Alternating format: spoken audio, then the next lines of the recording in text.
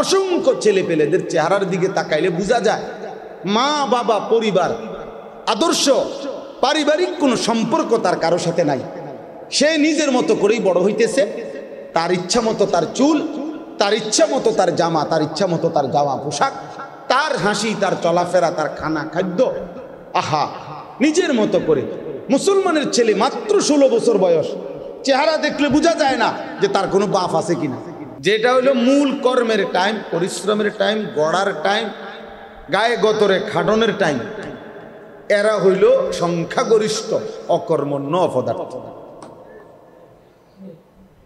এদের জীবনের কোনো লক্ষ্য নাই, উদ্দেশ্য নাই। একজন বাবা কষ্ট করে হয়তো বিদেশ করতেছে, এই একজন বাবার বিদেশের উপার্জনের উপরে সংসারের 6টা অপদার্থ মোবাইল টিপে আর খায়, ঘুমায়, আর ওই বেচারার ঘাম বাইয়া বাইয়া পড়ে। এই হল, যার ফলে আফসুস ছাড়া নাহলে আমাদের যথেষ্ট পরিমাণ জনশক্তি আছে, আমাদের কিশোর আছে, আমাদের যুবক আছে, মেধা আছে, বুদ্ধি আছে, শরীরের সক্ষমতা আছে, সব আছে, কিন্তু আমরা পিছিয়ে পড়ি কেন? পিছানো কেন? আমরা আগাইতে পারি না কেন? কারণ আমাদের কর্মের উদ্দীপনা কম, মেহনতের জজবা কম, পরিশ্রমের মানসিকতা কম, অলসতা, অবহেলা, অকর্মণ্যতা, গাফলত, খামখেয়ালি, শাহওয়াত, লজ্জাস্থানের শাহওয়াতের সামনে, যৌন শাহওয়াতের সামনে আমাদের সারাক্ষণ ব্যস্ততা। আমাদের মূল অংশ, যে আমার কাছে একটা কিতাব আছে লিশাবাবি ফাকাত, শুধুই যুবকদের জন্য, একটা আরবি বই। তো এখানে লেখা আছে যে যুবক শুনো, তোমার বয়স হইল, তোমার হায়াত হইল বাইনা দুফাইন। আল্লাহ তাআলা কোরআনুল কারীমের মধ্যে বলছে যুবকের বয়সটা হইল 2 দুর্বলতার মাঝের সময়। অর্থাৎ যুবক তুমি, তোমার বয়সটার 2 পাশেই দুর্বলতা। এক পাশ হলো শিশুকাল, সেটাও দুর্বলতার সময়, আরেক পাশে হলো বৃদ্ধকাল, ওইটাও দুর্বলতার সময়। মাঝখানের সক্ষমতার সময়টাই হলো তোমারটা। কাজে কাজ করা, মেহনত করা, পরিশ্রম করা, এই সময়টাই হলো তোমার, এই দায়িত্বটাই তোমার। গড়া, সাজানো পৃথিবীকে, দিনকে, ধর্মকে। তাহলে জীবন মানে সময়, সময় মানেই জীবন। এজন্য হায়াতের কদর করা, সময়ের কদর করা, সময়কে বুঝা, সময়ের কদর উপলব্ধি করা অনেক বড় নিয়ামত, অনেক বড় নিয়ামত, অনেক বড় নিয়ামত।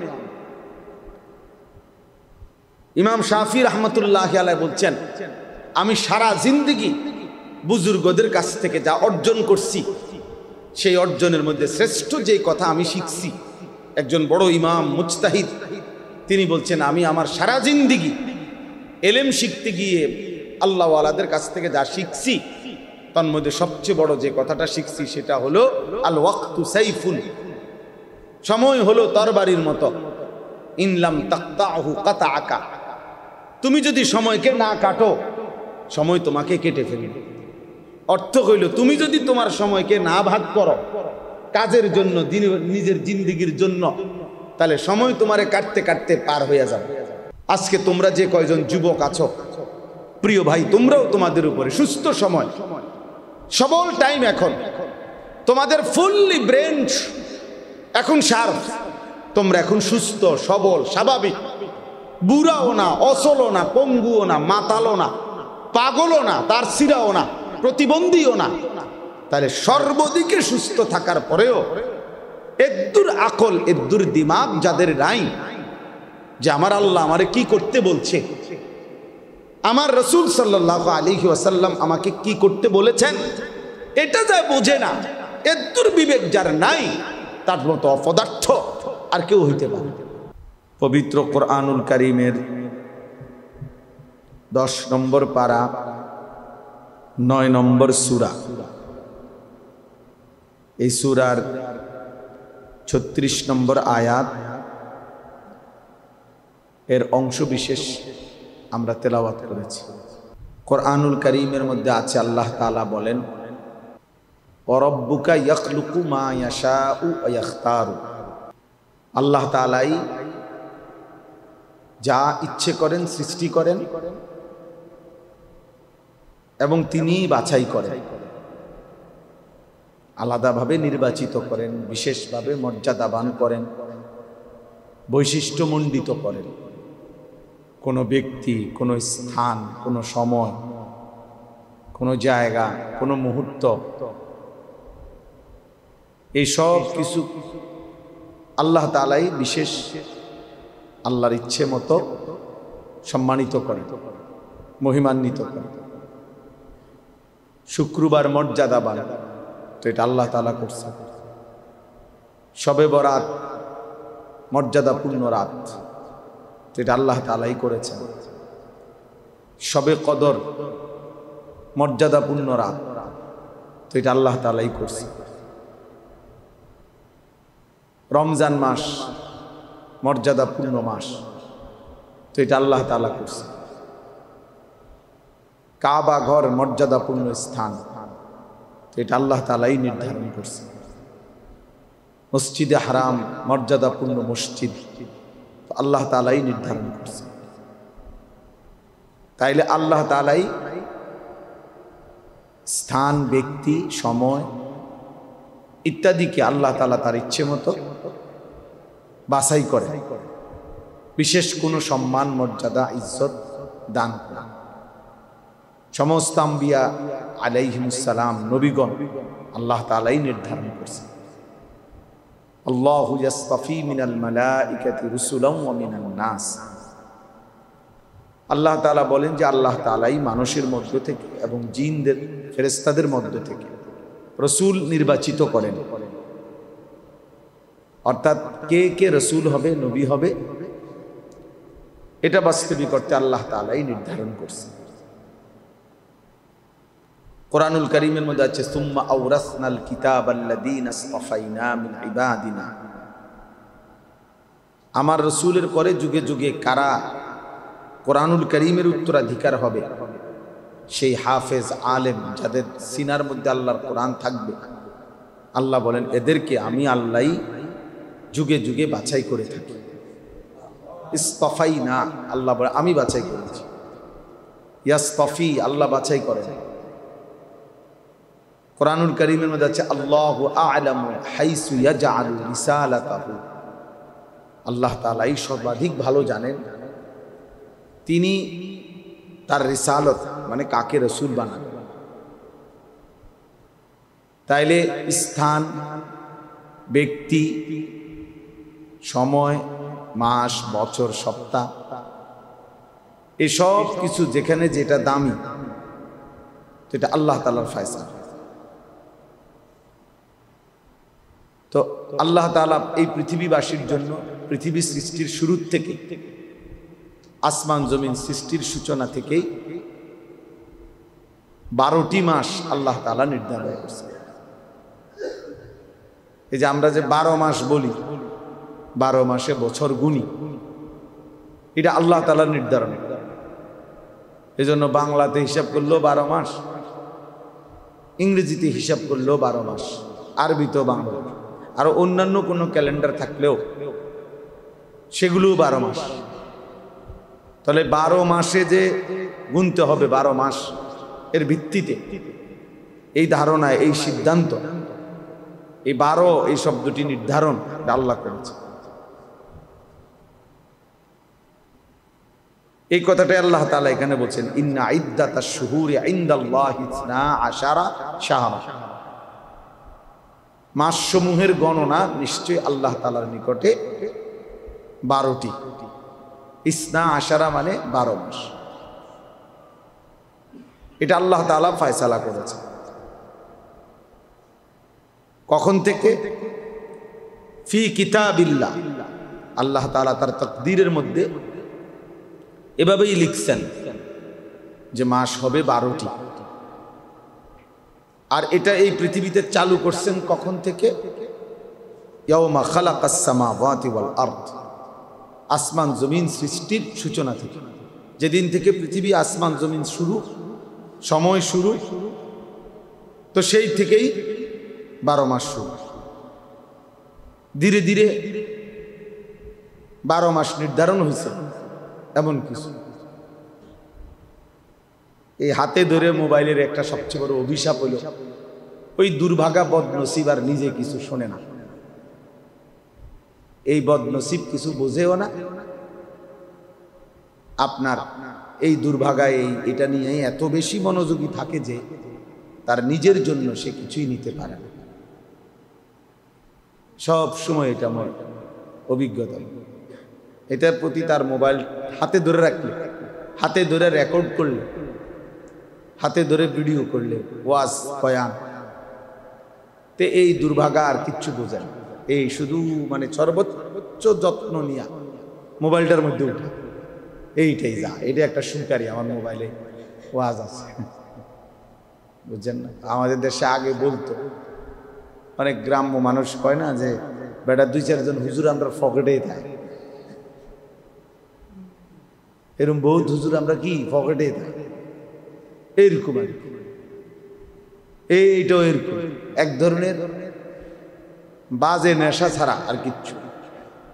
এইটা এক ধরনের মানসিকতা যে যখন তখন যেখানে সেখানে যত্র তত্র যা পায় তার ছবি উঠানো, এক ধরনের বিকৃত মানসিকতা ছাড়া, অসুস্থ মানসিকতা ছাড়া আর কিচ্ছু। এর কোনো বৈজ্ঞানিক ভিত্তিও নাই, এর কোনো দার্শনিক কোনো যুক্তিও নাই। কোরআন সুন্নাত তো কোনো ন্যূনতম কিচ্ছু নাই, বাকি পৃথিবীর জাগতিক কোনো ব্যাখ্যাও নেই, কোনো কারণ। এই এমনি নিজের চুল, নিজের শরীর, নিজের দেহ, বাহিরের মানুষের যখন যেটা ভালো মন্দ, হাসি কান্না, পাগল সুস্থ অসুস্থ, গরু ছাগল যেটা পায়, কিছু বিকৃত মানুষের মানসিকতা হলো সারাক্ষণ শুধু ছবি উঠে, ছবি উঠে। এটা এক ধরনের একদম অসুস্থ মানুষ। একজন মোমেন, কমপক্ষে একজন ফিকিরমান মানুষ, সে এত ফালতু কাজে সময় নষ্ট করে না। একেবারে দুনিয়াবি ফিকিরও যাদের, অর্থাৎ যাদের এতটুকু চিন্তা আছে যে আমার দুনিয়া আরো সাজানো দরকার, আরো টাকা, আরো সম্পদ, আরো প্রাচুর্য, আরো বাড়ি, আরো বড় ব্যাংক, আরো ব্যালেন্স, আরো মিল, আরো ফ্যাক্টরি করা দরকার, মানে দুনিয়াবি সমৃদ্ধিও যারা চায় তারাও এত বেশি ব্যবহার করে না এই মোবাইল। তারা বড় মোবাইল ব্যবহার আছে তাদের, কিন্তু সেটা তাদের নির্দিষ্ট প্রয়োজন ছাড়া, প্রয়োজনের কাজে ব্যবহার ছাড়া। আমাদের ছেলে পেলে যে অপ্রয়োজনীয় ফালতু মানুষের মতো সারা দিন রাত এটা নিয়ে ব্যস্ত আছে, এত পাগল ইউরোপিয়ানরাও, বাস্তব সত্য। ইউরোপিয়ান যারা কাফের, মুশরিক, ইহুদি, খ্রিস্টান, এই বেঈমানরাও এত মাতাল না, এরাও এত বেওকুফ, ওরা আরো অনেক বেশি কাজের প্রতি দায়িত্ব। হ্যাঁ, হোক তাদের এটা দুনিয়া, তারা দুনিয়া বুঝছে তো দুনিয়ায় খুব মন দিয়া করতেছে। এটা খুব জরুরি বিষয়। এই জন্য প্রিয় ভাই, এটা খুব বোঝা উচিত। দিন রাত মেহনত করা যায়, পরিশ্রম করা যায়। হয় দুনিয়া আসবে, নয় আখিরাত আসবে। হয়তো দুনিয়ার কোনো লাভ হবে, আর নয়তো আখিরাতের কোনো কি হবে, লাভ হবে। একটা কিছুতে থাকতে হবে। কোনো কিছু নাই মা লা ফাইদাতা ফিদ দুনিয়া ওয়াল আখিরাহ, যে কাজের কোনো দুনিয়াতেও ফায়দা নাই, আখিরাতেও ফায়দা নাই, এটা লাগব, এটা অনর্থক কথা, অনর্থক কাজ। একটা মানুষের পাঞ্জাবি সিলাইয়া গাও দিছে, সে গায়ে দিয়া ফেলছে, অলরেডি সেলাই করা, আপনি এটার মধ্যে আলাপ জুড়াই দিলেন, এটা কি কাপড়, টরে কি, টরে জাফানি টরে, কত করে লইছে? 260, 210 টাকা করে চিল্লাইয়া বেছে। আপনার কোন বেকুবে কইছে 260 করে? আমারে কইলেন না, ফেবরার কথা বুঝেন না? কয় গজ লাগবো আপনার? থান দরকার, থানায় না দেবেন আপনার, এই শুরু হইলো এবারে হেমিয়া আর দূর বেটা তুই জানোস বেটা চাই তুই করতে এই লাগলো অথচ পাঞ্জাবি এটা গায়ে দিয়ে 2 মাস গেছে গা আপনি এটার দাম লইয়া এটা মূলানি লইয়া কি অর্থ? তাহলে এই কথাটা বাহ্যিক দৃষ্টিতে দুনিয়ারও কোনো ফায়দা নাই, আখিরাতেরও কোনো কি নাই, ফায়দা নাই। এটা লাগব, বেহুদা কাজ। মোমেন লাগব করে না। কাজের প্রতি নিষ্ঠা, কর্তব্যের প্রতি নিষ্ঠাবান। আমি নিজে পড়ছি, মুফতি শফি রহমতুল্লাহ আলাই বলছেন যে কাজের প্রতি একনিষ্ঠতা, কর্মের প্রতি গভীর মনোযোগ, এটা যদি আল্লাহ তাআলা কোনো কাফেরের মধ্যে দেখে, বেঈমানের মধ্যে যদি এটা পাওয়া যায়, তো ওই তাকেও আল্লাহ তাআলা তার ওই কাজের মধ্যে উন্নতি, ওই নিষ্ঠার। মুফতি শফি রহমতুল্লাহ আলাই বলছেন নিষ্ঠা, একনিষ্ঠতা এত গুরুত্বপূর্ণ।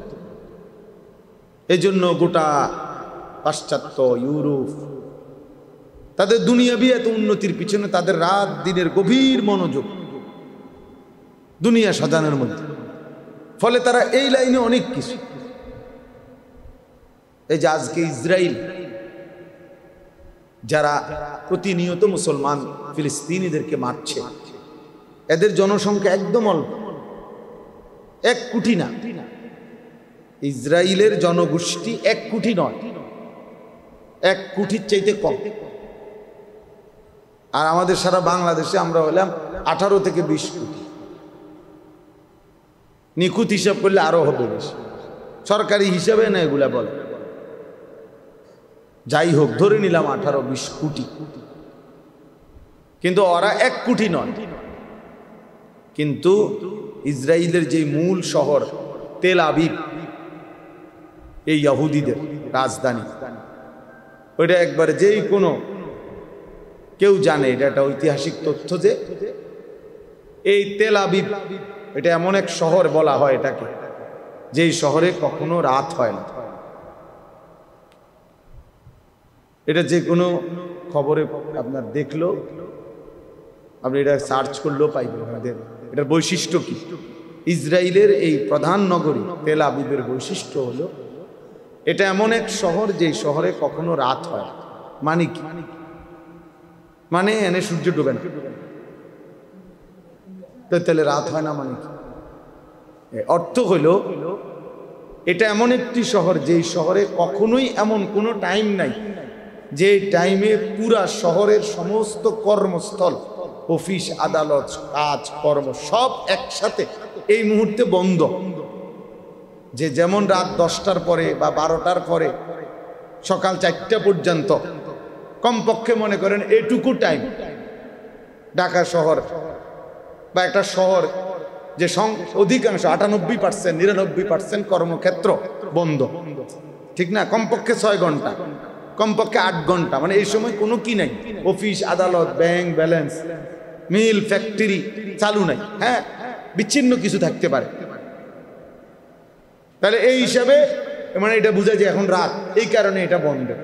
কিন্তু তাদের ওই শহরে 24 ঘন্টা বাই রোটেশন এভাবে কাজ হয়, অফিস আদালতের নিয়ম নিজাম কাজকর্মের, যে রাত 2টা দিনের 2টা বরাবর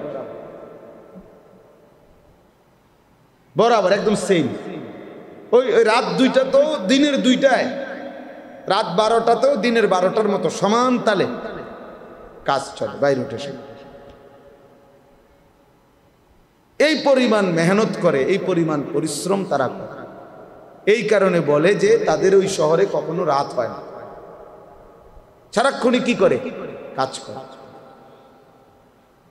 ফলে এই 1 কোটির চাইতে কম মানুষ আজকে সারা পৃথিবীর, এই সারা পৃথিবীতে যদি 800 কোটি মানুষ হয়, কথার কথা আরো কম হোক বেশক ধরে নিলাম 800 কোটি মানুষ যদি হয়, আর এরা যদি 1 কোটি হয়, তাহলে বাকি মানুষ কত? 799 কোটি। এই 799 কোটি মানুষকে যারা যন্ত্রণা দিতেছে, কষ্ট দিতেছে, 799 কোটি মানুষের বিরুদ্ধে ষড়যন্ত্র করে 24 ঘন্টা যারা, তারা এই 1 কোটি। তাদের যন্ত্রণা থেকে, তাদের ষড়যন্ত্র থেকে, তাদের ফাঁদ থেকে মুসলমানও নিরাপদ না, খ্রিস্টানও নিরাপদ না, অন্য কোনো জাত ধর্মও কি না নিরাপদ। এরা সবাইকে তটস্থ রাখে এবং সবার পিছনে ছড়ি ঘুরা, আঙ্গুল ঘুরা। পৃথিবীর যেখানে যা হয় তার পিছনে তাদের হাত আছে। যেখানে যত বিশৃঙ্খলা, যেই কোনো ছোট বড় দেশে যত রকমের বিশৃঙ্খলা, এর মধ্যে তাদের ইন্ধন আছে। এত সাংঘাতিক, এত ভয়ঙ্কর, জঘন্য। তো আমার বলার উদ্দেশ্য হলো তাদের এটা মন্দ দিক, কিন্তু তারা পরিশ্রমী। বুঝেন না কথা? পরিশ্রমী। কিন্তু আমাদের হালাত হলো, আমাদের অবস্থা হইল, আমাদের সংখ্যাগরিষ্ঠ এবং মূল সন্তান যারা, অর্থাৎ কিশোর যুবক, যেটা হইল মূল কর্মের টাইম, পরিশ্রমের টাইম, গড়ার টাইম, গায়ে গতরে খাটনের টাইম, এরা হইল সংখ্যাগরিষ্ঠ অকর্মণ্য অপদার্থ। এদের জীবনের কোনো লক্ষ্য নাই, উদ্দেশ্য নাই। একজন বাবা কষ্ট করে হয়তো বিদেশ করতেছে, এই একজন বাবার বিদেশের উপার্জনের উপরে সংসারের 6টা অপদার্থ মোবাইল টিপে আর খায়, ঘুমায়, আর ওই বেচারার ঘাম বাইয়া বাইয়া। এই হল, যার ফলে আফসুস ছাড়া, নাহলে আমাদের যথেষ্ট পরিমাণ জনশক্তি আছে, আমাদের কিশোর আছে, আমাদের যুবক আছে, মেধা আছে, বুদ্ধি আছে, শরীরের সক্ষমতা আছে, সব আছে, কিন্তু আমরা পিছিয়ে পড়ি কেন? পিছানো কেন? আমরা আগাইতে পারি না কেন? কারণ আমাদের কর্মের উদ্দীপনা কম, মেহনতের জজবা কম, পরিশ্রমের মানসিকতা কম, অলসতা, অবহেলা, অকর্মণ্যতা, গাফলত, খামখেয়ালি, শাহওয়াত, লজ্জাস্থানের শাহওয়াতের সামনে, যৌন শাহওয়াতের সামনে আমাদের সারাক্ষণ ব্যস্ততা। আমাদের মূল অংশ, যে আমার কাছে একটা কিতাব আছে, লিশাবাবি ফাকাত, শুধুই যুবকদের জন্য, একটা আরবি বই। তো এখানে লেখা আছে যে যুবক শুনো, তোমার বয়স হইল, তোমার হায়াত হইল বাইনা দুফাইন।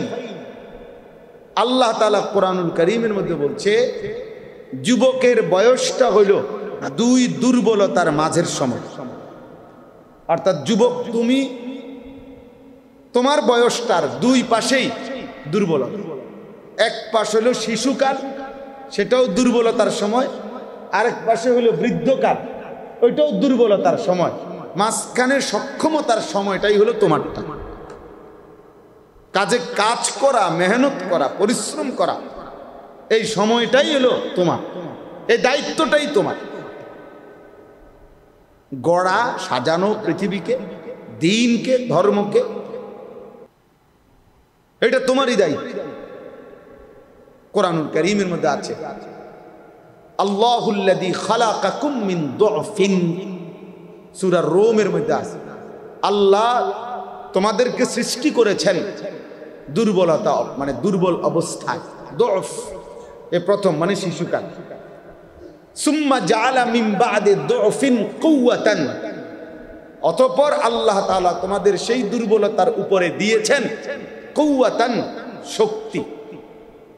ভাই আমার একটা অনুরোধ হলো, ছাত্র নিলে একবারে নেন, একটু পর একজন একজন করে উঠাই আনবেন। আপনার ছাত্র তাদের সদর বদর তো ভালো লাগতেছে না।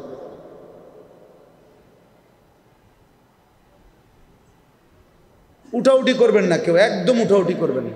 এটা কোনো 3 ঘন্টার জন্য বসছি না, বসছি অল্প একটু টাইম। আমি আপনাদের চাইতে বেশি ঘড়ির দিকে তাকাইতেছি। আলহামদুলিল্লাহ, আমি তো ভাবছি হবেই না, যে এই বৃষ্টি নামছে। এরপরও ওরে বললাম যে জি গাও মৌলানা আব্দুল কাইয়ুম সাহেবরে, আইতাম না, যাই বাজিয়ে ঘুমাইতাম। এরপরে হে বলছে না হুজুর যাইতেন গেছে। আমি যাক যাই তাইলে। আল্লাহ তাআলা বলতেছেন সুম্মা জাআলা মিন বাদি দুফিন কুওয়াতান, অতঃপর আল্লাহই তোমাদের সেই দুর্বলতার উপরে দিলেন কুওয়াতান, মানে কি শক্তি, তার মানে যৌবন। সুম্মা জাআলা মিন বাদি কুওয়াতিন দুফান ওয়া শাইবা, এই যে পুনরায় আবার সেই শক্তিতে ফিরিয়ে দিলেন দুর্বলতা এবং বৃদ্ধ অবস্থা। তাহলে আশ-শাবাবু বাইনা দুফাইন, যুবক হলো দুই দুর্বলতার, বাম এদিকেও তার দুর্বলতা, এদিকেও তার কি দুর্বলতা। যৌবন কালটাই কাল। এবার তুমি যদি পিছন দিকে ফিরো তাইলেও দুর্বলতা, যদি সামনে আগাও তাইলেও কি আসতেছে। তাহলে কাজ করার এখনই সময়, মেহনত করার এখনই সময়।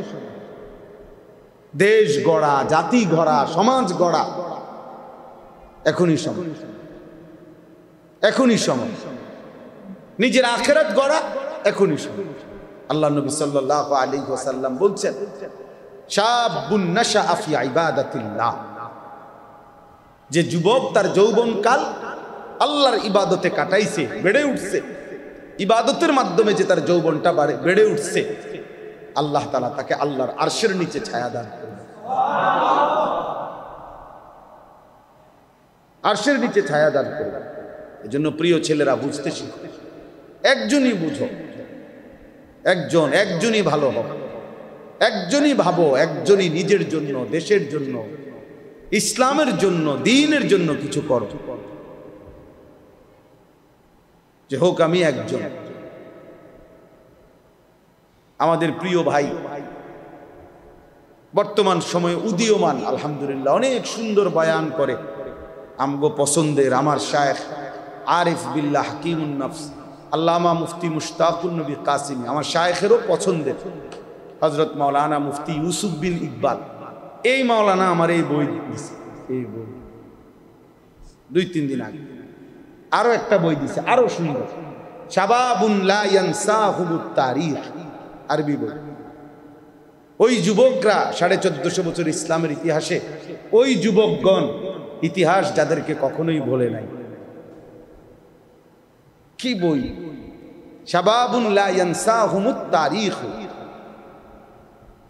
সেই যুবকগণ মানে সাহাবীদের থেকে নিয়ে ধারাবাহিকভাবে অনেক নওজোয়ান, ওনাদের জীবনী, যাদেরকে ইতিহাস কখনোই কি করে নাই, বলে নাই। অর্থাৎ তারা তাদের যৌবনকালে এমন অমর কীর্তি, এমন অমর হিম্মতের বিষয় পৃথিবীতে উপস্থাপন করেছেন যে পৃথিবীবাসী যুগ যুগ ধরে, 1000 বছর ধরে তাদেরকে মনে রাখছে, স্মরণ করে।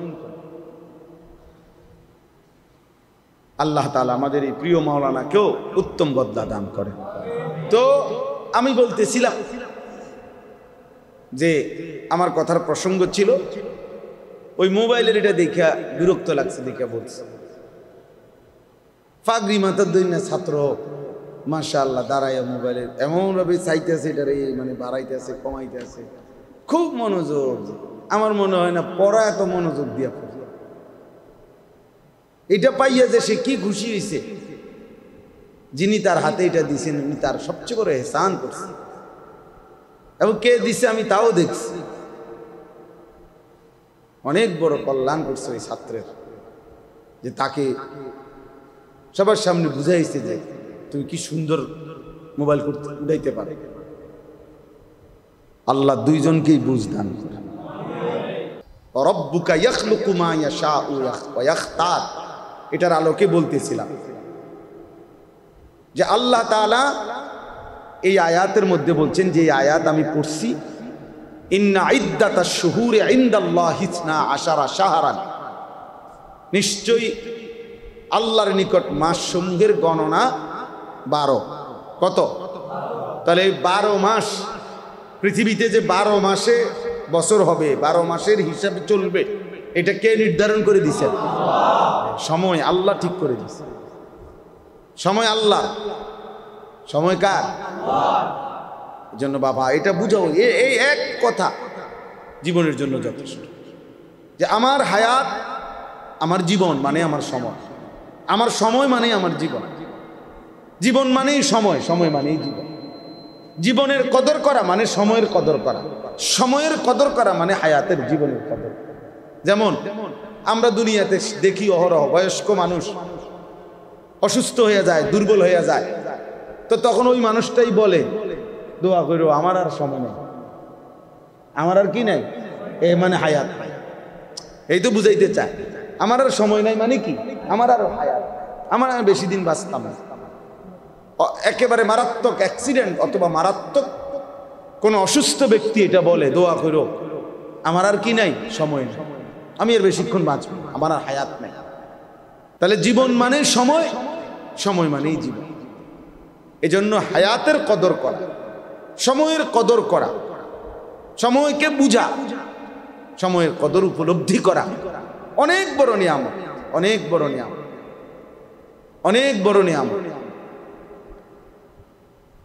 ইমাম শাফি রহমতুল্লাহ আলাইহি বলছেন, আমি সারা জিন্দেগি বুজুর্গদের কাছ থেকে যা অর্জন করছি, সেই অর্জনের মধ্যে শ্রেষ্ঠ যে কথা আমি শিখছি, একজন বড় ইমাম মুজতাহিদ তিনি বলছেন, আমি আমার সারা জিন্দেগি এলেম শিখতে গিয়ে আল্লাহওয়ালাদের কাছ থেকে যা শিখছি, তার মধ্যে সবচেয়ে বড় যে কথাটা শিখছি সেটা হলো আল ওয়াক্তু সাইফুন, সময় হলো তরবারির মতো, ইনলাম তাকতাহু কাতাআকা, তুমি যদি সময়কে না কাটো সময় তোমাকে কেটে ফেলবে।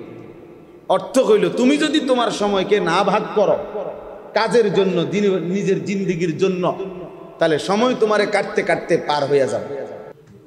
আমাকে হিসাব করতে হবে, আমি 20 মিনিটে খানা খাইতে হবে, আমার টার্গেট আমি 3 ঘন্টা বিশ্রাম করবো, তো ঠিক 3 ঘন্টার ব্যবধানে আমার উঠতে হবে। এর জন্য আমার মোবাইলে যত রকমের অ্যালার্ম দিতে হয় আমার দিতে হবে। আমার ফজরের নামাজের জামাত 4:45-এ, তাহলে কাজে 4:30-এ আমার কি করতে হইব, উঠতে হইব। এটা আমার হিসাব করতে হইব। কাজে আমার ঘুম সাফ হোক বা না সাফ হোক, টাইম কম থাকুক বা না থাকুক, আমাকে উঠতে হবে। আমি কালকে রাত্রে 3টায় ঘুমাইছি বরাবর, তো আমি আবার ফজরের নামাজের জামাত ধরছি 45-এর জামাত, তাইলে ঠিক আমার এটা হিসাব। আমার আপনার 3টা অ্যালার্ম বাজে, ওই যে আমি যে বেশি দেরিতে ঘুমাই, আমার এই ছোট মোবাইল এইটাতে অ্যালার্ম বাজে, আমার বিবির মোবাইলটার মধ্যে অ্যালার্ম বাজে, আবার একটা এমনি গড়িওয়ালা খুব আওয়াজ, ভয়ঙ্কর আওয়াজ, ওইটাতে অ্যালার্ম বাজে, সব দিবা যাইয়া এরপরে উঠি। কারণ যখন ঘুমাই তখন আর থাকে 1 ঘন্টা বাকি, কখনো 50 মিনিট সময় ঘুমাই, আবার এতক্ষণ বইও থাকতে পারি না। মানে এই 1টা ঘন্টা যে বসে থাকুন শরীরের পক্ষে আর এত সারা রাত সারাদিন মেহনত করে গিয়া আর কুলাইতে পারি না। তাইলে কিন্তু আমাকে তো উঠতেই হবে, এটা আমার জিম্মাদারি। তাইলে ইমাম শাফি রহমতুল্লাহ আলাইহি বলেন, তুমি যদি সময়কে না কাটো, মানে ভাগ না করো তোমার জিন্দেগির জন্য, তাহলে সে তোমাকে কাটতে কাটতে তোমার উপর দিয়ে কি হয়ে যাবে। এটার সহজ প্রমাণ হলো, সবচেয়ে সুন্দর উদাহরণ হলো ওই দেওয়াল ঘড়ি। রাত্রিবেলা অন্ধকারে লাইট নিভাই ফেললে, একাকী হলে, চারিদিকের আওয়াজ বন্ধ হয়ে গেলে কেউ খেয়াল করে দেখবেন দেওয়াল ঘড়ি তখন এই সেকেন্ডের কাটাটা কাট কাট কাট করে একটা কট কট আওয়াজ শোনা যায়। আমি প্রায় এটা মনোযোগ দিয়ে শুনি, আমার বাসা ভাল লাগে, আমার এটা ভাবি আমি যে আমারে সময় আমারে কাটতে কাটতে কি করতেছে, চলে এই সেকেন্ড ঘুরছে, মানে আমার হায়াত, আমার হায়াত, আমার ঘন্টা চলে যাচ্ছে, আমার মিনিট চলে যাচ্ছে, আমার মিনিট চলে যাচ্ছে। আমি যখন বাসার থেকে আজকে বের হয়েছি তখন বাজে 12:30, এখন বাজে কি 8টা, 7:50। তাইলে এই সময় আমার উপর দিয়ে কি আমার হায়াত থেকে কমাই দিন। এই জন্য আল্লাহ তাআলা বলেন, আসমান জমিন সৃষ্টির সূচনা থেকেই আমি আমার তাকদীরের ফয়সালা অনুপাতে 12টি মাস নির্ধারণ করেছি। মিনহা আরবাআতুন হুরুম, আর এই 12টি মাসের মধ্যে আমি আল্লাহ তাআলা 4টি মাসকে সম্মানিত করেছি। কয়টা মাস? যালিকা দ্বীনুল কাইয়্যিম, আল্লাহ বলে এটা আমার অকাট্য বিধান, মানে মাস হবে 12টা, আর এই 4টা মাস থাকবে সম্মানিত।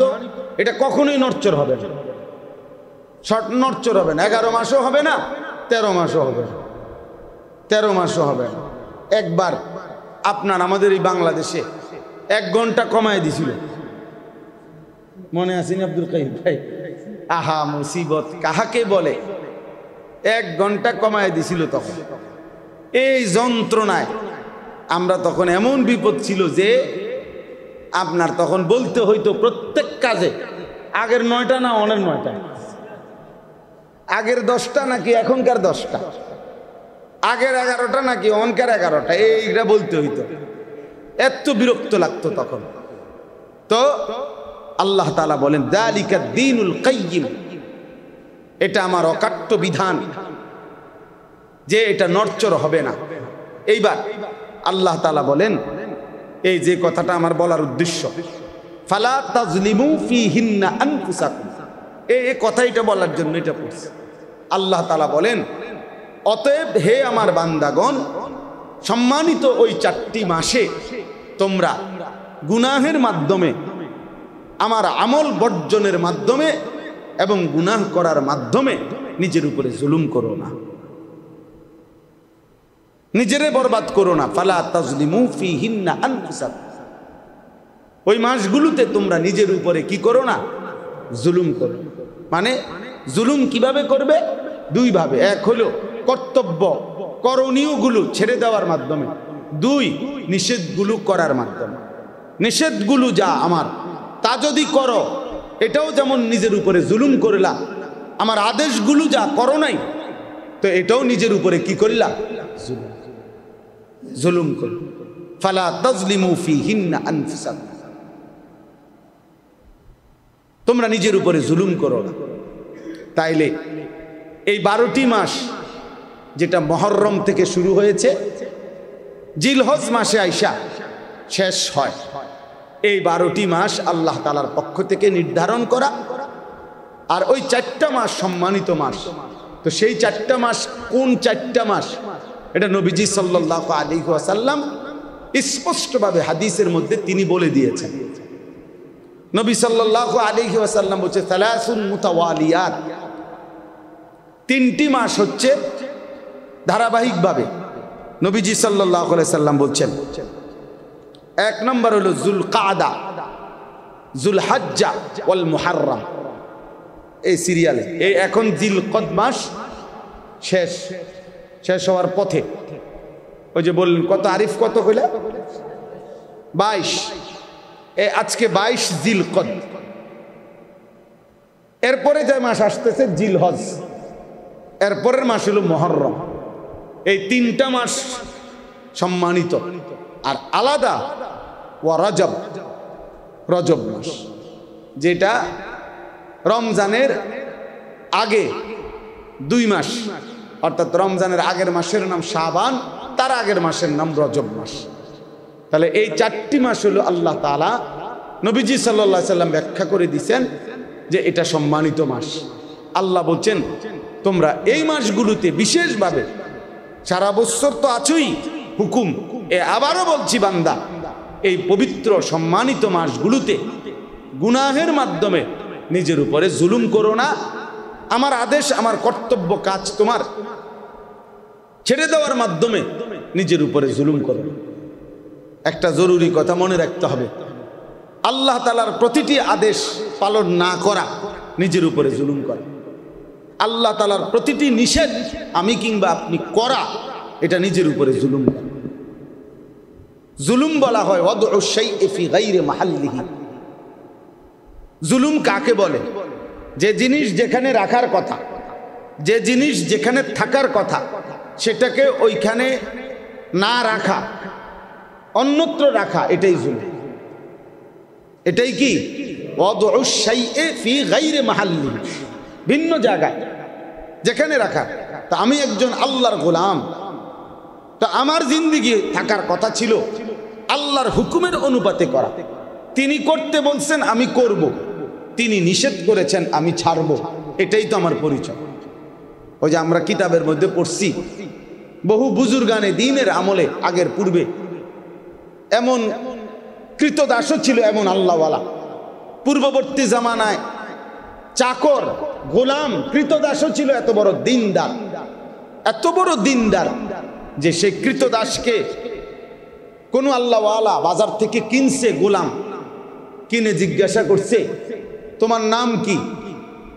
বলছে গোলামের আবার কোনো নাম কি? মনিব তাকে যে নামে ডাকে সেটাই গোলামের নাম। তুমি কি খাইতে পছন্দ করো? তো বলছে গোলামের আবার পছন্দ কি? মনিব তাকে যা খাইতে দেয় সেটাই গোলামের খাবার। তুমি কি পড়তে পছন্দ করো? বলছে না, গোলামের আবার ব্যক্তিগত পোশাক কি, পছন্দ কি? মনিব তাকে যা পড়তে দেয় এটাই তার গোলামের কি পছন্দ। তখন ওই বুজুর্গ চিৎকার করে কানছে আর বলছে, হায়, এক কৃতদাস মহান আল্লাহকে যে পরিমাণ চিনছে, বা কমপক্ষে মনিবকে যে পরিমাণ চিনছে, আমি যদি আমার মনিবকে এই পরিমাণ চিনতাম কত না ভালো হতো, কত না ভালো হতো, কত না উত্তম হইতো। আজকে তোমরা যে কয়জন যুবক আছো প্রিয় ভাই, তোমরাও তোমাদের উপরে সুস্থ সময়, সবল টাইম, এখন তোমাদের ফুললি ব্রেন এখন শার্প, তোমরা এখন সুস্থ সবল স্বাভাবিক, বুড়াও না, অসলও না, পঙ্গুও না, মাতালও না, পাগলও না, তার সিরাও না, প্রতিবন্ধীও না। তাহলে সর্বদিকে সুস্থ থাকার পরেও এদ্দুর আকল এদ্দুর দিমাগ যাদের নাই, যে আমার আল্লাহ আমারে কি করতে বলছে, আমার রসুল সাল্লাল্লাহু আলাইহি ওয়াসাল্লাম আমাকে কি করতে বলেছেন, এটা যা বোঝে না, এদ্দুর বিবেক যার নাই, তার মতো অপদার্থ আর কেউ হইতে পারে, আর কেউ হইতে পারে না। এটা নিজের উপরে নিজেকে নিজে ছোট করা ছাড়া, যে আমি এমন একজন যুবক যার কোনো আকল বলতে নাই, বিবেক বোধ বুদ্ধি বিবেচনা বলতেও কিছু নাই। নাই তো আমি তো এখন এই মুহূর্তে তো দুর্বল না। আজকে যদি 90 বছরের বুড়া মানুষ হইতো, যে ডাইন দিকে যাইতে গিয়ে বাম দিকে জায়গা, সামনে গেলে ফিচ্ছায় ফিরে যায়, শরীর চলে না, জান চলে না, তাইলে একটা ভিন্ন কথা ছিল। তোমাদের সমস্যা কি ভাই? নামাজ পড়তে তোমাদের অসুবিধা কি? আমার এই কোমরের এই পিঠে, এই বাম দিকে কোমরের এই সাইডটাতে 24 ঘন্টা ব্যথা করে, একের ফুল টাইম সারাক্ষণ ব্যথা করে। আমি ইন্ডিয়াতেও, দিল্লিতে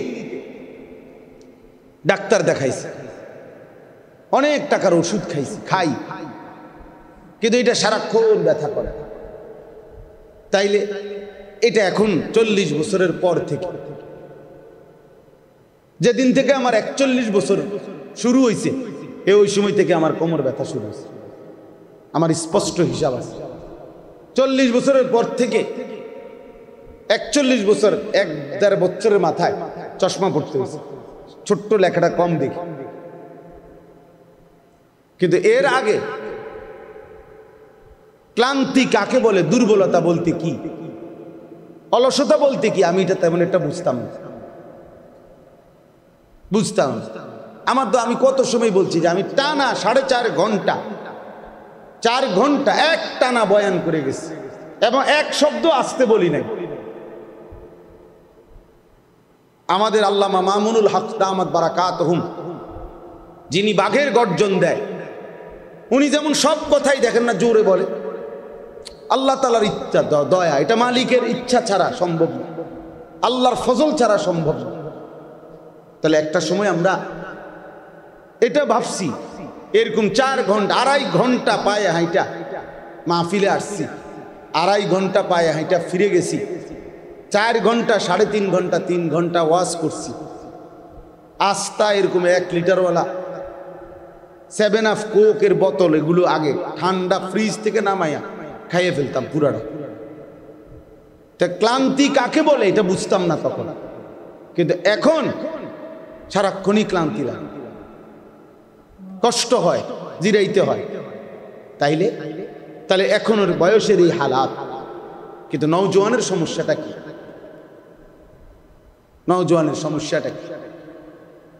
এই জন্য হযরত যায়েদ ইবনে সাবিত রাদিয়াল্লাহু তাআলা আনহু, বিখ্যাত সাহাবী, মাত্র 16 বছর বয়সে হযরত আবু বকর সিদ্দিক রাদিয়াল্লাহু তাআলা আনহু ওনাকে বলছিলেন যে কোরআনুল কারীম পুরা 30 পারা, রাসূলুল্লাহ সাল্লাল্লাহু আলাইহি সাল্লামের লক্ষের চাইতে বেশি সাহাবী নবীজির ইন্তেকালের পরে যার কাছে যেটুকু লেখা আছে, কারো কাছে তখন কোরআন শরীফ একসাথে 30 পারা একসাথে একজনের কাছে লেখা ছিল না, টুকরা টুকরা ছিল, কারো কাছে 10 আয়াত, 1 সূরা, 2 সূরা, এরকম বিচ্ছিন্ন বিচ্ছিন্ন ছিল। তো আবু বকর সিদ্দিক রাদিয়াল্লাহু তাআলা আনহুর খেলাফত আমলে উনি এই 16 বছর বয়স্ক এই সাহাবী যায়েদ, ওনাকে দায়িত্ব দিছে এই সমস্ত সাহাবীদের থেকে যার কাছে কোরআন শরীফের যত সংকলন আছে, যেটুকু আছে সব একত্র করবা, সবগুলোকে যাচাই বাছাই করবা, এরপরে 30 পারা কোরআন একসাথ করবা। এই পুরা প্রকল্পটা, পুরা কাজটার প্রধান জিম্মাদার তোমারে বানাইতে চাই, তুমি পারবানি। তখন হযরত যায়েদ ইবনে সাবিত রাদিয়াল্লাহু তাআলা আনহু বলেন, আমিরুল মুমিনিন, আমি চাইলে এই পাহাড়টা কাইটা আরেকখানি স্তূপ দিতে পারবো।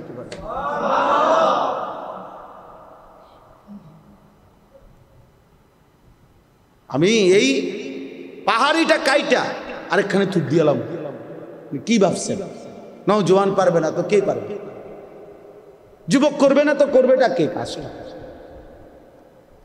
অর্থাৎ তিনি হীনমন্যতা বোধ করেন না, বরং হিম্মত করছে। আল্লাহ তাআলা সাহায্য করছে, আল্লাহ তাআলা সাহায্য করছে। এই জন্য আল্লাহ তাআলা বলছে, ফালা তাজলিমু ফীহিন্না আনফুসাকুম, আমার বান্দা এই পবিত্র সম্মানিত মাসে নিজের উপরে জুলুম করো না, নিজেরে বরবাদ কইরো না। কোরআনুল কারীমের মধ্যে বহুত আয়াত আছে ভাইয়া, আল্লাহ তাআলা এই কথা বান্দার কাছে, আমাদের কাছে চেয়েছেন যে প্রতিটা গুনাহ বান্দা জুলুম, তুমি তোমার উপরে জুলুম করো না, তুমি নিজেরে ধ্বংস করে দিও না নিজের হাতে। কোরআনুল কারীমে আল্লাহ তাআলা বলছে, ওয়ালা তুলকু বিআইদিকুম ইলা তাহলুকা, তোমরা নিজের হাতে নিজেকে ধ্বংসের দিকে ঠেলে দিও না। ইয়া আইয়ুহাল্লাযীনা আমানু আলাইকুম আনফুসাকুম, হে মুমিন ঈমানদার, তোমরা প্রত্যেকেই নিজেকে মজবুত ভাবে আঁকড়িয়ে ধরো। আল্লাহ বলছে, লা ইয়াদুররুকুম মান দাল্লা ইযা ইহতাদাইতুম, আল্লাহ বলে তুমি যদি হেদায়েতের উপরে উঠতে পারো, ঈমান আমলের উপরে, কলিজার মধ্যে যদি আল্লাহর মহব্বত, রাসূলের ভালোবাসা ঢুকাইতে পারো, সেজদার মজা যদি তুমি একবার পাও, আল্লাহকে ডাকার স্বাদ যদি একবার পাও, কোরআন পড়বার, আল্লাহর জিকির করার, আল্লাহর হুকুম মানবার, তো আল্লাহ বলছে এবার গোটা দুনিয়া মিলেও আর কেউ তোমাকে পথভ্রষ্ট করতে পারবে না। সারা পৃথিবী ল্যাংটা হয়ে নাচুক, আমার সমস্যা কি? হেতে বুঝে না, হেতে নাচুক, আমার কি? আমি তো মুমিন, আমি তো মুসলমান। খ্রিস্টান সেনাপতি একজন কিশোর নওজোয়ান সাহাবীকে বন্দী করে যুদ্ধে তার সুন্দরী মেয়ে দিয়ে 3 দিন আমরা উর্দু কিতাবে পড়ছিলাম। চেষ্টা করছে 17-18 বছরের নওজোয়ান সাহাবী যুদ্ধবন্দী তার সুন্দরী মেয়েকে দিয়ে অপকর্ম করাইতে, আলাদা রোমে আটকায় রাখছে, মেয়েকে সেই রোমে একাকী দিছে। 3 দিন পরে সেই মেয়ে বলছে তার বাবাকে যে ইন্নাহু হাজারুন আম শাজারুন, এই যুবক হয়তো পাথর নয়তো কোনো গাছ, এ মানুষ লা ইয়ালতাফিতু ইলাইয়া মাররাতান, এই যুবক বাবা একবারের জন্য আমার দিকে ফিরেও তাকায় না। লা ইয়াদুররুকুম মান দাল্লা ইযা ইহতাদাইতু, নবী সাল্লাল্লাহু আলাইহি ওয়াসাল্লাম বলেন, ইয়া শাবাবা কুরাইশ গুদ্দু আবসারাকুম ওয়াহসানু ফুরুজাকুম, নবীজি বলছে, হে কুরাইশের যুবকগণ, তোমাদের চোখ নিচের দিকে নামাও, লজ্জাস্থানের হেফাজত। রাসূলুল্লাহ সাল্লাল্লাহু আলাইহি ওয়াসাল্লাম বলছে, মান ইয়াদমান লি মা বাইনা লাহইহি ওয়া মা বাইনা রিজলাইহি আদমান লাহুল জান্নাহ, যে তার 2টা জিনিস ঠিক রাখবে, এই দায়িত্ব নিবে, আমি রাসূল তার জান্নাত বুঝায় দেব, এই দায়িত্ব নিলাম। 1, 2 চোয়ালের মাঝের জায়গা মানে গাল, মুখ মানে জবান, যে তার জবানকে সুন্দর রাখবে। 2 রানের মাঝখানের জায়গা লজ্জাস্থান, যে তার লজ্জাস্থানকে হেফাজত রাখবে। নবীজি বলেন, যে তার জবানকে হেফাজত করবে, যে তার লজ্জাস্থানকে হেফাজত করবে, আমি রাসূল তার জান্নাতের জামিন।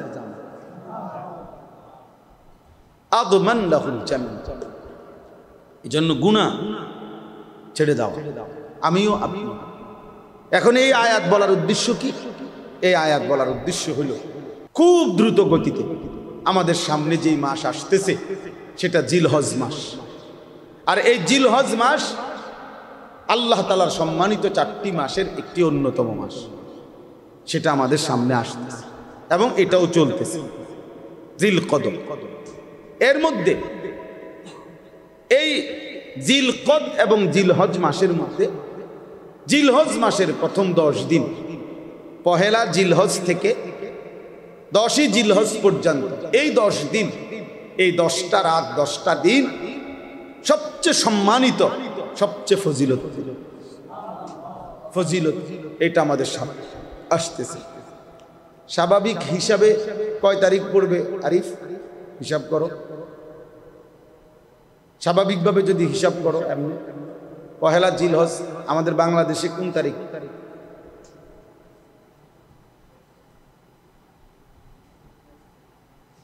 জি 28 এপ্রিল অথবা 29 এপ্রিল, আর সরি মে, 28 বা 29 মে পহেলা জিলহজ হবে। জিলহজের চাঁদ উঠলে এই 10টা রাত 10 দিন আল্লাহ নবী সাল্লাল্লাহু আলাইহি সাল্লাম বলছেন, আমি এটাই পড়ছি এখানে, নবীজি সাল্লাল্লাহু আলাইহি সাল্লাম বলছেন এই 10 রাত, এখানে যে সম্মানিত মাসের বিশেষ এই 10টা দিন 10টা রাত, নবীজি সাল্লাল্লাহু আলাইহি সাল্লাম বলেন, মা মিন আইয়ামিন আল আমালুস সালিহু ফিহা আহাব্বু ইলাল্লাহ মিন হাযিহিল আইয়াম, ইয়ানি আইয়ামাল আশর। আল্লাহ তাআলার নবী সাল্লাল্লাহু আলাইহি সাল্লাম বলেন, আল্লাহ তাআলার নিকট যতগুলো দিন আছে সমস্ত দিনের মধ্যে এই 10টি দিন আহাব্বু ইলাল্লাহ, সবচেয়ে প্রিয়, সবচেয়ে ভালোবাসার, সবচেয়ে পছন্দের। কি পছন্দের? আল আমালুস সালিহু ফিহা, এই 10 রাতের আমল, এই 10 রাতের 10 দিনের আমল কোন বান্দা যদি, কোন মুমিন যদি এই জিলহজের এই 10 দিন, জিলহজের এই 10 দিন বিশেষভাবে আমল করে, আমলের মধ্যে কাটায়, আল্লাহর গুনাহ নাফরমানি, আল্লাহর অবাধ্যতা থেকে নিজেকে হেফাজত করে, আর আল্লাহ তাআলার হুকুম আর আদেশের মধ্যে নিজেকে ব্যস্ত রাখে, আহাব্বু ইলাল্লাহ, এটা আল্লাহ তাআলার কাছে সবচেয়ে প্রিয় এই সময়ের আমল, এই 10 দিনের আমল। তো সাহাবীরা জিজ্ঞেস করছে, আজীব প্রশ্ন করছে, ক্বালু ইয়া রাসূলুল্লাহ ওয়ালাল জিহাদু ফি সাবিলিল্লাহ, হে আল্লাহর রাসূল, এই 10 দিনের আমল, এই 10 দিন গুনাহ থেকে বাঁচা আর এই 10 দিন আমলে কাটানো, এটা কি আল্লাহর রাস্তায় জিহাদ ফি সাবিলিল্লাহ তার চাইতে দামি? নবীজি বললেন, ক্বালা ওয়ালাল জিহাদু ফি সাবিলিল্লাহ, হ্যাঁ সাহাবীরা, আল্লাহর রাস্তায় জিহাদের চাইতেও দামি। অর্থাৎ এই 10 দিন আল্লাহর রাস্তায় জিহাদের চাইতেও দামি। তবে একটা ব্যাখ্যা দিছে নবীজি, ইল্লা রাজুলুন খারাজা বিনাফসিহি ওয়া মালিহি ফালাম ইয়ারজি মিন যালিকা বিশাইইন, হ্যাঁ তবে আগের থেকেই যেই মুজাহিদ নিজের জান এবং মাল নিয়ে পুরাপুরি আল্লাহর রাস্তায় যুদ্ধে বের হয়ে গেছে, এখনো যুদ্ধের ময়দানেই আছে, সেই যুদ্ধের ময়দান থেকে আর ফিরেই নাই, যে পুরা ওয়াকফ করে দিছে নিজেকে আল্লাহর রাস্তায় জিহাদের জন্য, তিনি এই 10 রাত্রি 10 দিনের ইবাদতকারীর চাইতেও দামি। আর স্বাভাবিক জিহাদ, স্বাভাবিকভাবে নতুন করে এই সময়ের জিহাদ ফি সাবিলিল্লাহর চাইতেও এই 10 রাত্রি 10 দিনের ধারাবাহিক আমল এবং গুনাহ থেকে মুক্ত থাকা আল্লাহর কাছে অধিক প্রিয়। তাইলে কি বোঝা গেল? সেরকম একটি গুরুত্বপূর্ণ সময় আমাদের সামনে আসতেছে, আমাদের সামনে আসতেছে। এই জন্য আমরা যারা এখানে বসছি সবার মধ্যে এই নিয়ে মানসিকতা থাকা উচিত। এই 10 রাত্রি, এই 10 দিনের মধ্যেই ইসলামের অত্যন্ত গুরুত্বপূর্ণ 2টা ইবাদত পালন হয়। একটা হলো হজ, আরেকটা হলো কোরবানি। কোরবানি 10ই জিলহজ কোরবানি আদায় হয়, আর একেবারে 9ই জিলহজ ইয়াউমে আরাফার মাধ্যমে শ্রেষ্ঠতম ইবাদত হজ কি হয়? আদায় আদায়। তাইলে হজ এবং কোরবানির মতো শ্রেষ্ঠ ফজিলতপূর্ণ গুরুত্বপূর্ণ ইসলামের মৌলিক ইবাদতের অনুষ্ঠিত হয় এই 10 দিন 10 রাত্রের মধ্যে। আবার সাথে সাথে ধারাবাহিকভাবে এই 10 দিন 10 রাত্রের আমলও আল্লাহর কাছে আহাব, অধিক প্রিয়। এই জন্য আমরা যদি একটু খেয়াল করি, এই যে কয়জন ইসলাহি মজলিসে আমি মনে করাই দিলাম, যাদেরই সুযোগ হয়, যারাই চেষ্টা করা উচিত, কিশোর হোক, যুবক হোক, বয়স্ক হোক, আলেম গাইরা আলেম, আমাদের সবাই এই সামনের এই 10 দিন জিলহজের 10 দিনকে আলাদাভাবে ইবাদত আমলের দ্বারা রঙিন করা, গুনাহ থেকে শতভাগ ফিরে থাকার সর্বাত্মক চেষ্টা করা। আল্লাহ তৌফিক দান করে। কোরআনুল কারীমের মধ্যে একটা সূরা আছে, 30 নম্বর পারা, কোরআনুল কারীমের 89 নম্বর সূরা। ওই সূরার মধ্যে আল্লাহ তাআলা 2টা জিনিসের কসম করেছেন, ওয়াল ফাজরি ওয়া লায়ালিন আশর। আল্লাহ বলেন, আমি আল্লাহ কসম করলাম ফজরের ওয়াক্তের। কোন ওয়াক্তের? আর 2 নম্বর ওয়া লায়ালিন আশরি, আল্লাহ তাআলা বলেন আমি 10 রাত্রির কসম করলাম। হযরত আব্দুল্লাহ ইবনে আব্বাস সহ বিশিষ্ট মুফাসসিরিনে কেরামের অভিমত হইল, এই যে আল্লাহ 10 রাত্রির কসম করছেন কোরআনে, এর দ্বারা এই জিলহজ্জের এই 10 রাত্রিকে বোঝানো হয়েছে। তাহলে জিলহজের এই 10 রাত্রি আল্লাহর কাছে প্রিয়, এজন্য আল্লাহ তাআলা এই 10 রাত্রির কসম করেছেন। এজন্য এটা আমাদের সামনে। এখানে আমার কাছে যেই কিতাবটা আছে, জিলহজ ও কুরবানি, এই বইটার নাম ফাজায়েল ও মাসায়েল, ছোট বই। আমাদের বর্তমান জাতীয় মসজিদ বাইতুল মুকাররমের যিনি সম্মানিত খতিব, সারা পৃথিবী বিখ্যাত আলেম দ্বীন হযরত মাওলানা আব্দুল মালিক সাহেব দামাত বারাকাতুহুমুল আলিয়া, উনার যেই মাদ্রাসা, বাংলাদেশের শ্রেষ্ঠ দ্বীনি মাদ্রাসা মারকাজুদ দাওয়া আল ইসলামিয়া, ওই মাদ্রাসার সাবেক নায়েবে মুফতি, অনেক বড় বুজুর্গ মুহাক্কিক আলেম হযরত মাওলানা মুফতি মোহাম্মদ ইয়াহিয়া, উনি লিখছেন এই বই। আমার সবচেয়ে পছন্দের বই এটা। মানে এটার মধ্যে উনি এই 10 দিন 10 রাত আমরা কি কি আমল করব এর সংক্ষিপ্ত এবং ব্যাখ্যা সহ সব লিখছেন। আমি শুধু সংক্ষেপে কি কি আমল আমাদের উচিত করা এটা এখানে উল্লেখ করতেছি। 1 নাম্বার হলো বিশেষভাবে কোরবানি দাতা এবং অন্যদেরও এই 10 দিন নিজের নখ চুল না কাটা। এটা একটা আমল, এটা একটা ফজিলতপূর্ণ আমল। অর্থাৎ জিলকদ মাসের শেষেই, জিলহজের চাঁদ উঠবার আগেই নখ এবং চুল কেটে ফেলা, আর এই 10 দিন কোরবানি হওয়ার আগ পর্যন্ত নখ চুল, বিশেষভাবে যাদের কোরবানি করে, মানে যাদের উপরে কোরবানি ওয়াজিব, তাদের জন্য বেশি জরুরি। আর যারা এমনিতেও কোরবানি হয় না, এমনকি বাচ্চা, তারারও এই 10 দিন নখ এবং চুল না কাটা, এটা রাসূলুল্লাহ সাল্লাল্লাহু আলাইহি সাল্লাম এবং সাহাবায়ে কেরামের আমল ছিল, না কাটা। অতএব এইটা একটা আমল যে এই 10 দিন নখ চুল কাটবে না। কথা বুঝছেন কিন্তু? হ্যাঁ, এটা একটা আছে। হযরত আব্দুল্লাহ ইবনে ওমর রাদিয়াল্লাহু তাআলা আনহুমা, বিখ্যাত সাহাবী, উনি দেখছিলেন এক মহিলা তার বাচ্চার চুল কাটতেছে এই 10 দিনের ভিতরে। তো উনি পরিষ্কার বলছে, হে মা, যদি তুমি এটাকে কোরবানির দিন পর্যন্ত বিলম্বিত করতে, কত না ভালো হতো, কত না ভালো হতো। অর্থাৎ সাহাবায়ে কেরাম বাচ্চাদের বিষয়েও এই খেয়াল রাখছে। বাচ্চা নিজেদের বাচ্চাদেরকেও অনুপযুক্ত বয়সেও রোজা রাখাইবার চেষ্টা করতেন।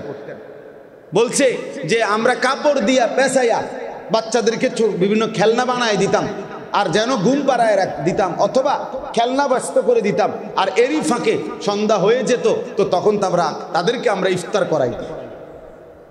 মুসলমানের এক জামানা ছিল, মুসলমানের নারীর মূল ফিকির ছিল সন্তানের আখলাক, সন্তানের ঈমান, সন্তানের আমল। দুর্ভাগা নারীর এখন মূল ফিকির হলো অনেকাংশের সাজগোজ, গহনা অলংকার, প্রসাধনী, মোবাইল, আর বাহিরে ঘোরা, আর ভ্রমণ, আর বিনোদন। যার কারণে অল্প বয়স্ক ছেলেও আজকে নিয়ন্ত্রণ হারা। অসংখ্য ছেলে পেলেদের চেহারার দিকে তাকাইলে বোঝা যায় মা বাবা পরিবার আদর্শ পারিবারিক কোনো সম্পর্ক তার কারো সাথে নাই।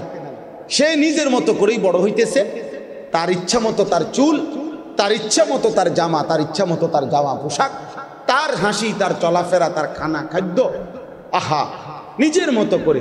মুসলমানের ছেলে মাত্র 16 বছর বয়স, চেহারা দেখলে বোঝা যায় না যে তার কোনো বাপ আছে কিনা। না না, বুঝাই যায় না। বাপ থাকলে তো তোর চুল এমন হইতো না বেটা, তোর বাপের চুল তেমন না বেটা, তোর বংশের কারো চুল তেমন না বেটা, তুই কার থেকে শুরু করলি এটা?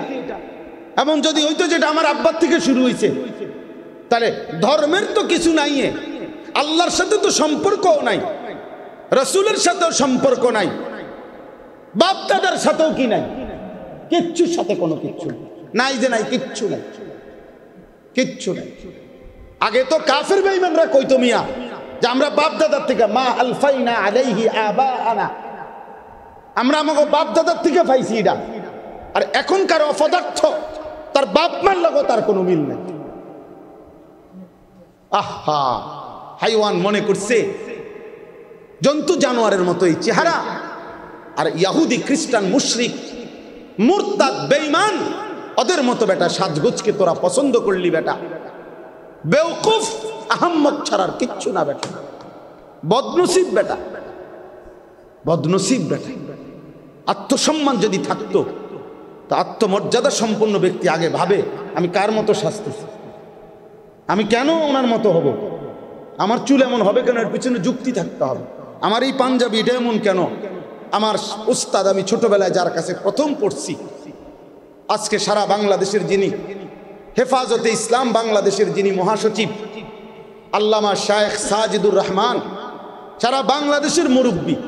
আমি ছোটবেলায় ব্রাহ্মণবাড়িয়া দারুল আরকাম মাদ্রাসায় পড়ছি ছোট্টবেলায়, তা আমি হুজুরে দেখছি জুব্বা পরে এই টাকনুর উপর পর্যন্ত। আজকে সেই থেকে 1992 সালে 93 সালে আমি দারুল আরকাম প্রথম ভর্তি হয়েছি, যে সময় মাদ্রাসা শুরু হয়েছে আমগরে দিয়া, সেই সময়ে এই জুব্বা পড়া অভ্যস্ত হয়েছি। আজ 44 বছর বয়সেও একই রকম পাঞ্জাবি। আপনি আমার কোনদিন দেখছেন বিভিন্ন পাঞ্জাবি? তাইলে আমার এটা আদর্শ আছে। আমি কেন দাড়ি রাখছি? আমার রাসূল সাল্লাল্লাহু আলাইহি ওয়াসাল্লাম দাড়ি লম্বা করতে বলছে। আমি মুছ ছোট করলাম কেন? তো রাসূলুল্লাহ সাল্লাল্লাহু আলাইহি ওয়াসাল্লাম মুছ ছোট করতে বলছে, মুছ ছোট করতে হবে। বলেন ঠিক আছে, আজকে রাতের ভিতর ঠিক করবে। মুছ ছোট করা রাসূলুল্লাহ সাল্লাল্লাহু আলাইহি ওয়াসাল্লামের আদেশ, এটা কাসসুশ শারিব। এটা আদর্শ থাকে ভাইয়া। আমার এই টুপি আমি ঢালকানগর হযরত বাংলাদেশের শ্রেষ্ঠ বুজুর্গ আরিফ বিল্লাহ হযরত মাওলানা শাহ আব্দুল মতিন বিন হুসাইন দামাত বারাকাতুহুম, আমি হযরতের সোহবতে 2008 সালে ঘনিষ্ঠভাবে 1 মাস রমজান পুরা ছিলাম। তখন আমি হযরতের এই টুপি হযরত মাথায় দেয়।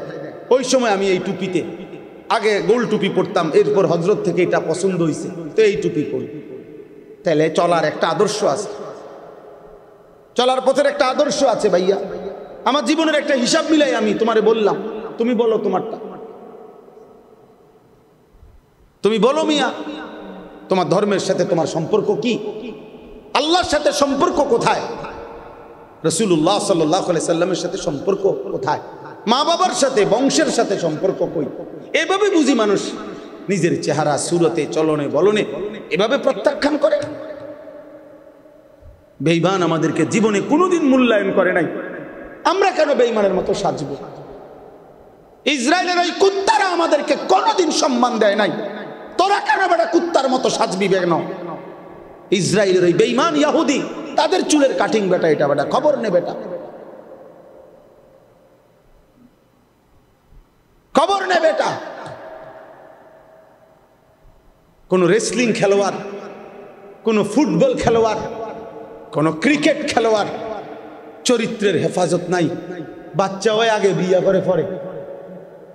আরে বিয়া মেসি হেতে আগে বাচ্চা হয়েছে 2টা, এরপরে বেডিরে বিয়ে করছে।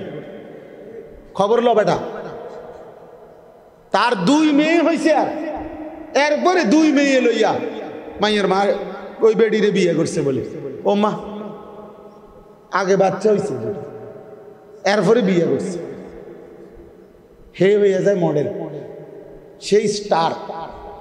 হ্যাঁ হে স্টার, চরিত্রহীন আবার স্টার কিভাবে হয় বেটা? এত বড় লম্পট। আমি মেসির ভক্ত, আস্তাগফিরুল্লাহ। তোর ইমানের সমস্যা বেটা, তোর কলিজা ইমান নাই বেটা।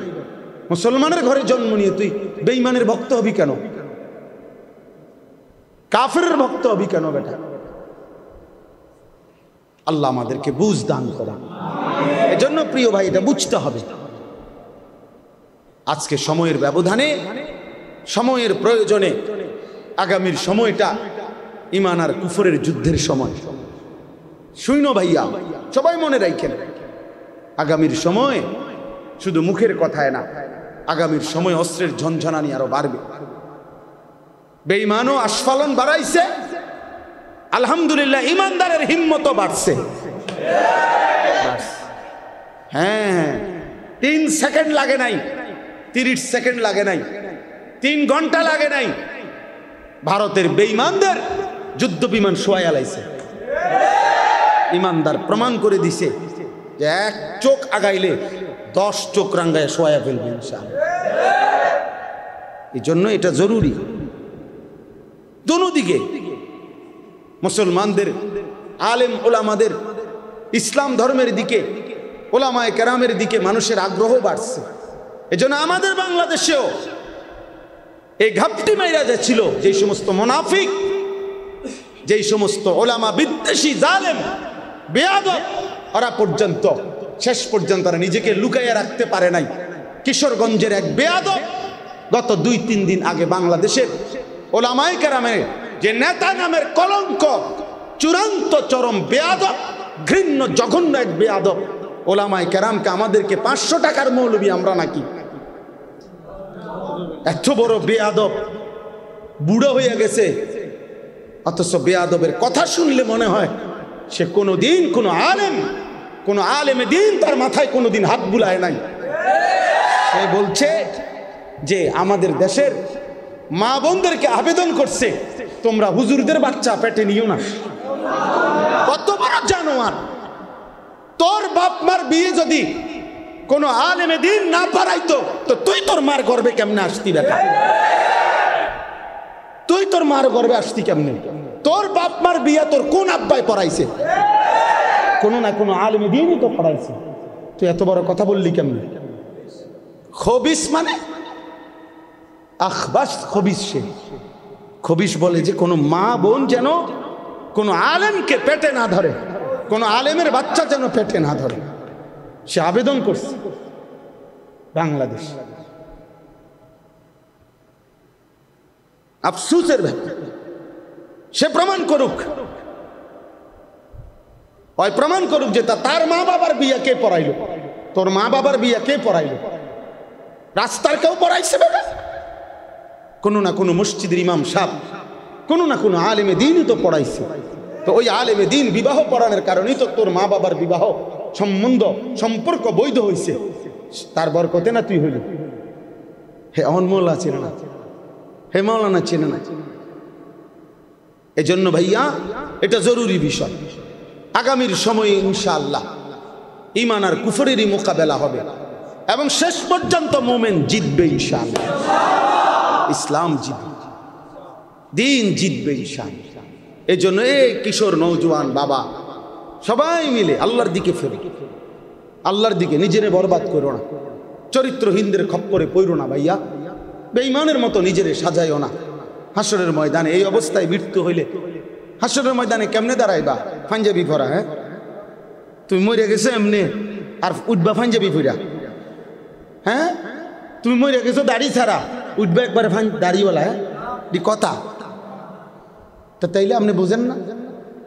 সারা রাত উলঙ্গ ছবি দেখে শরীর না পাক করে যদি তুই বেটা আর রাত্রে যদি ভোর না হয়, কোনো অদৃশ্য বোমার আঘাতে যদি তুই উড়ে যাস, তা হাসরের ময়দানে কেমনে দাঁড়াইবা? তাহাজ্জুদের সেজদায়। আল্লাহ বুঝার তৌফিক দান করে। এটা আমাদের জন্য জরুরি। এই জন্য আমরা ইনশাআল্লাহ জিলহজ মাসের এই সময়টুকু সহ আমাদের জিন্দিগি আমরা আল্লাহর হুকুমের উপরে আনবো ইনশাআল্লাহ। বাকিটা শুধু পড়ে শুনাই। 2 নাম্বার, রাত্রগুলোতে বেশি বেশি জিকির তাসবিহ পাঠ করা। 3 নাম্বার, প্রথম 9 দিন রোজা রাখা টানা, জিলহজের প্রথম দিন থেকে কোরবানির আগের দিন পর্যন্ত 9 দিন রোজা রাখার চেষ্টা কর। প্রত্যেকটা রোজাতে এক বছরের নফল রোজার সওয়াব মিলবে। 4 নাম্বার, আরাফার দিন অর্থাৎ কোরবানির আগের দিন 9 জিলহজ রোজা রাখা, এটা বিশেষ, অর্থাৎ কোরবানির আগের দিন বিশেষভাবে ওই দিন রোজা রাখার সর্বোচ্চ চেষ্টা করা। নবীজি সাল্লাল্লাহু আলাইহি সাল্লাম বলছেন, ওই দিনকার রোজায় আমি আল্লাহর কাছে আশাবাদী, আইয়ুকাফফিরাস সানাতাল্লাতী ক্বাবলাহু ওয়াস সানাতাল্লাতী বা'দাহু, আল্লাহ তাআলা পিছনের এবং সামনের, এই সামনে এবং পিছনের 2 বছরের গুনাহ মাফ করে দিবেন। এজন্য তোমরা রাখো রোজা। যুবক ছেলে তোমরা রোজাই রাখো। তোমরা অনেক ছেলে পেলে মনে করো আমরা পোলাইন মানে আমরা কি আমল দিয়ে আমরা কি, তোমরা আমল দিয়ে কি, তোমরা মোবাইল টিপা কেবল বেড়ি চাইবা আর তামসা করবা। তোমরাই তো আমল করবা মিয়া।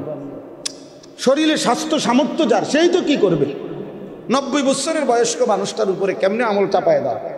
আমল তো করবেই তাগড়া নওজোয়ান। আল্লাহ তৌফিক দান করেন। রোজায় খুব উপকার, রোজায় খুব উপকার ভাইয়া। প্রতি সোমবারে রোজা রাখো যুবক, দেখবা ইনশাআল্লাহ চরিত্র সুন্দর হবে, লজ্জাস্থানের চাহিদা কমবে, শাহওয়াত কমবে, নারীর প্রতি সারাক্ষণ আগ্রহ কমে আসবে, চরিত্রের হেফাজত। বৃহস্পতিবারে রোজা রাখো। আল্লাহ নবী নববী ঔষধ, এটা প্রেসক্রিপশন। আল্লাহ নবী সাল্লাল্লাহু আলাইহি ওয়াসাল্লাম বলছেন, নিশ্চয়ই রোজার মধ্যে নিজের যৌন শাহওয়াত প্রবৃত্তি, যৌন চাহিদা দমনের কার্যকর প্রতিষেধক। আল্লাহ তৌফিক দান করেন। 5 নাম্বার, তাকবীরে তাশরিক পড়া। আল্লাহু আকবার, আল্লাহু আকবার, লা ইলাহা ইল্লাল্লাহু আল্লাহু আকবার, আল্লাহু আকবার, ওয়ালিল্লাহিল হামদ। 9 জিলহজ মানে কোরবানির আগের দিন ফজর থেকে 13ই জিলহজ কি পর্যন্ত? আসর পর্যন্ত। ঈদুল আজহার নামাজ পড়া কোরবানির দিন। 7 নাম্বার, কোরবানি করা। 8 নাম্বার, ঈদের দিন ও আইয়ামে তাশরিক মানে ঈদের পরের 3 দিন, এই 4 দিনে রোজা না রাখা। মানে ঈদের দিন, কোরবানির ঈদের দিন, আর কোন দিন? পরের 3 দিন, এই 4 দিন কি না রাখা? আল্লাহ নবী সাল্লাল্লাহু আলাইহি সাল্লাম বলছে, আইয়ামুত তাশরিক আইয়ামু আকলিন ওয়া শুরবিন ওয়া যিকরিল্লাহ। নবীজি বলছেন, এই আইয়ামে তাশরিক মূলত ওই 3 দিনকে বলে, 11, 12, 13। এই 3 দিন হলো খাদ্য পানীয় এবং আল্লাহর জিকির, আল্লাহর বন্দিগির সময়, অর্থাৎ রোজার সময়। তাহলে আল্লাহ তাআলা বান্দাকে যেমন রোজা রাখতেও বলছেন, রোজা না রাখতেও বলছেন। তাহলে আল্লাহ তাআলার হুকুমের, কুদরতের এটা একটা বৈশিষ্ট্য, আল্লাহর আদেশের, যে কখনো করতেও বলছেন, কখনো ছাড়তেও বলছেন। কাজেই এতটুকুই কথা। আজকের এই ইসলাহি মজলিসে আমরা 2টা কথা বললাম। 1 নম্বর কথা হলো, প্রিয় ভাই কিশোর নওজোয়ান, দমক দিলেও মনে রাখো, দমক মাকসাদ না, তোমারে মনে করানো মাকসাদ। তুমি কোনোভাবে তোমরা এই যে কয়জন ছেলে, তোমরা এই চুল স্বাভাবিক করো, ভালো হবে। আমি বললাম, চুলের ফ্যাশন, পুরুষের সৌন্দর্য, এটা পৃথিবীর কোথাও নাই। তুমি খবর লই, পুরুষ চুল নিয়ে ব্যস্ত থাকবে, এটা বিশ্বাস করো, আমার কথা মনে থাকলে মনে রাখো, এটা তার ভিতরে মূলত মেয়েলি স্বভাব বেশি। এই জন্য কাপুরুষে, কারণ চুল নিয়ে বেশি ব্যস্ত থাকা, এটা বেডিটা খাচ্ছে। বোঝেন নাই কথাটা? এটা মূলত কি স্বভাব? মেয়েলি স্বভাব। কারণ মহিলার সৌন্দর্য হলো চুলে, নারীর চুলের আলাদা কি আছে? শোভা। নারীর চুলের একটা সৌন্দর্যের ব্যাপার। এই জন্য নারীর চুলের যত তেল বাজারে, বেড়ইতে চুলের তেল, এতটি তেল নাই তো। এটা নিয়ে কোনো মাথা ব্যথার বিষয় না। পুরুষ চুল নিয়ে ব্যস্ত থাকবে, এটা যেন এক ধরনের হাফ লেডিস। হ্যাঁ, চুলের ফ্যাশন নিয়ে ব্যস্ত থাকবা কেন? তুমি তো এটা নিয়ে ব্যস্ত থাকার কথা না। তুমি পৃথিবী গড়বা, তুমি দেশ গড়বা, তুমি জাতি গড়বা, তুমি ইসলামের জন্য জান কোরবানি করবা। আল্লাহ তাআলা আমাদেরকে তৌফিক দেন। আজকের এই ইসলাহি মজলিস আল্লাহ তাআলা কবুল করে নেন।